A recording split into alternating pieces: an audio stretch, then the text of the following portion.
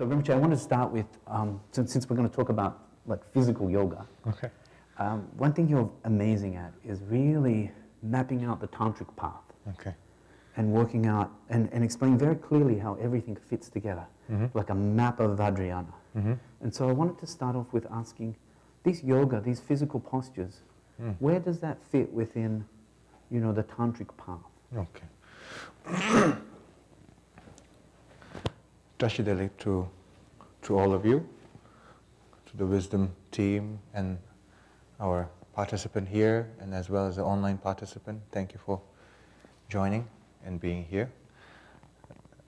The Tantric yoga, of course, is not a singular practice.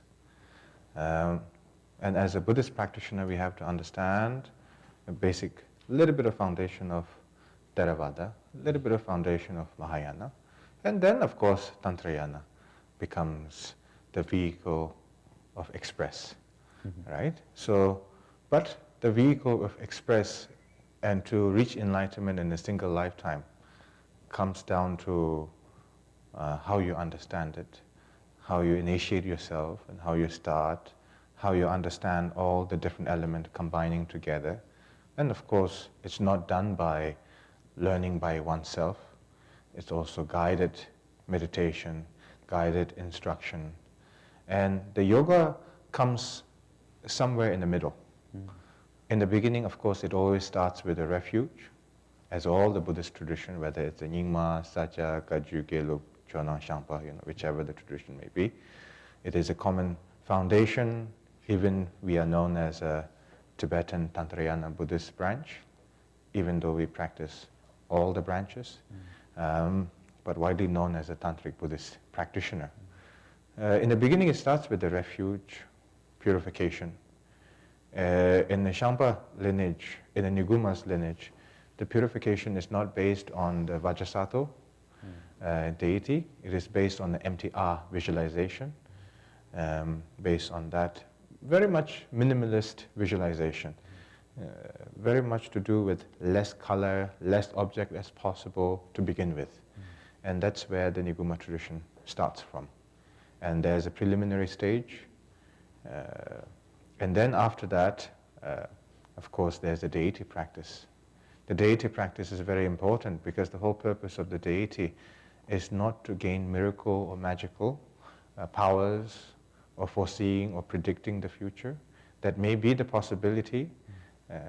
This gift and this experience may come, but you have to let it go because you should not be distracted by little experience. You should reach to the ultimate goal. So the yoga comes after the establishing yourself of the deity practice. The purpose of the deity practice is that you kind of distance yourself from the senses. Right now, we are very much attached into how I look, how I sound, how I am perceived, and what kind of impression I should give to others, which is the ordinary human being, the way we function. So when you practice the deity, you're letting go of all the ordinary habits, you're letting go of all the ordinary fixation, and then you are entering into a subtle stage of mindfulness, the subtle stage of awareness. Once you establish that, then it brings some form of clarity in mind. But before you start the deity, it is very important to start doing a shamatha, calm abiding meditation, analytical meditation. Just because I teach yoga doesn't mean that you prioritize less when it comes to calm abiding meditation or analytical meditation. These are the procedure. But then when you practice deity, then you naturally, over the time, not instantly, over the time, all the important and the fixation to the senses tend to reduce over the time.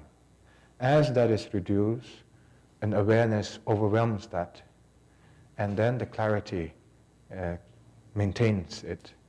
And then you have the subtle body experience, not because you grab the idea of the subtle body, but rather you revealing yourself. I like the idea of revealing yourself, because many people, they have this idea of reaching somewhere, gettings from someone, somebody else putting a statue on the top of your head, and then all of a sudden you realize it, you know? And we have that idea, and it's great. There's nothing wrong with it. But you have to understand that yoga is about channeling. So channeling is a very simple foundation from my understanding. When you have the non-fixated, some form of awareness and clarity, and then in order to reinforce, the yoga comes to a place. Yoga does not replace the deity practice, but rather reinforce your clarity, your awareness, and then it strengthens your foundation and whichever the deity practice that you may be doing. Like an example, when you maintain your yoga practice, you bring such a great awareness to your breath, to your physical movement and your awareness, that even sometime when you read the teachings of Milarepa or the teachings of Niguma, you tend to have instant devotion as in the peak of your experience. And that is a form of clarity that you tend to develop.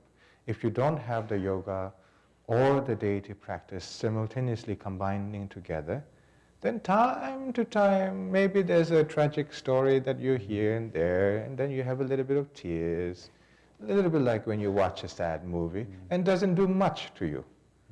Bit of emotion here and there, but doesn't do much to you. But then, if you don't have awareness, and just reading the biography of all the great masters and teaching, and having a little bit of tears and a little bit of overwhelming emotion, doesn't change much.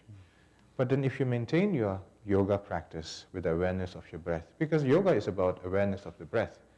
It's not about the moving around. It's not about cleansing your negative energy only. It's about having awareness of every breath that you take and not keeping the gap between the sequence as well. Like an example, when we practice, we have this idea, I'm at the first sequence, second sequence, and we justify the distraction in between.